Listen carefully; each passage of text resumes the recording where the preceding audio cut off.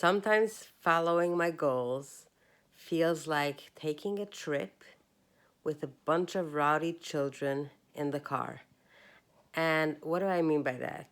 So I used to live under the illusion that mindset is everything. When you set your mind to something and you realize you have a strong enough will, then you can just bulldoze through the day and do all the things that you intend to do.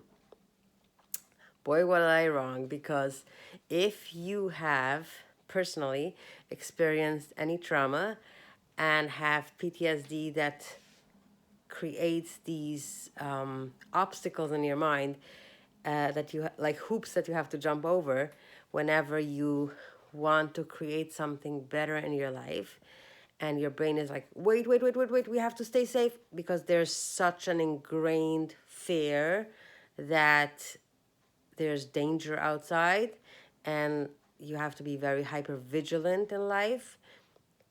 What happens is, when you have a beautiful goal for yourself, every step of the way it can feel like a fight. So I'll give you an example. I love the idea of starting my day with meditation, with journaling. I love the idea. That doesn't mean that I do it every day.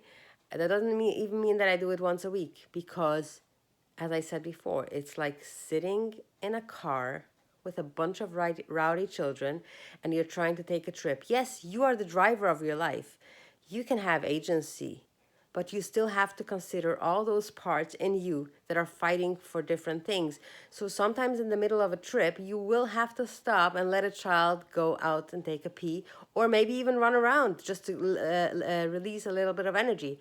So accommodating all the parts of yourself is such an important part of healing.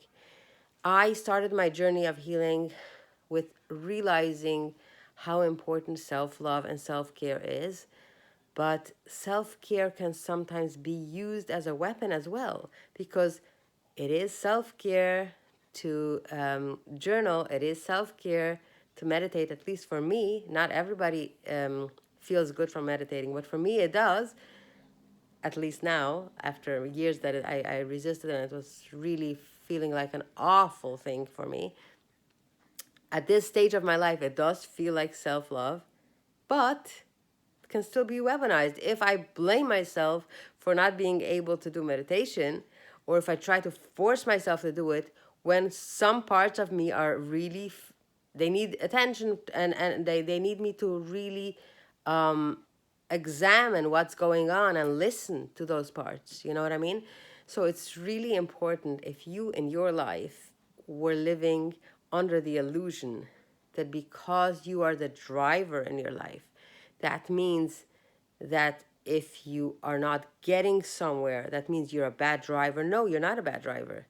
You just have to consider that maybe you have some rowdy children in the back that are making this journey a little bit more complicated than those memes online that say mindset is everything and stuff like that, that don't take into consideration real lived experience of neurodivergent challenges, or ADHD, whatever it is, or PTSD, as I mentioned. Like, there's so much in our life that we have to consider when we want to make progress and have a positive outcome, because it doesn't happen overnight. It takes patience, it takes persistence, but it also takes introspection. It takes awareness of all the moving parts. I love the song from Karen Drucker. You can Google it on YouTube if you like. It's called I Will Be Gentle with Myself. And the most favorite line in that song is, I will only go as fast as the slowest part in me feels safe to go. So I hope this helps. Have a wonderful day.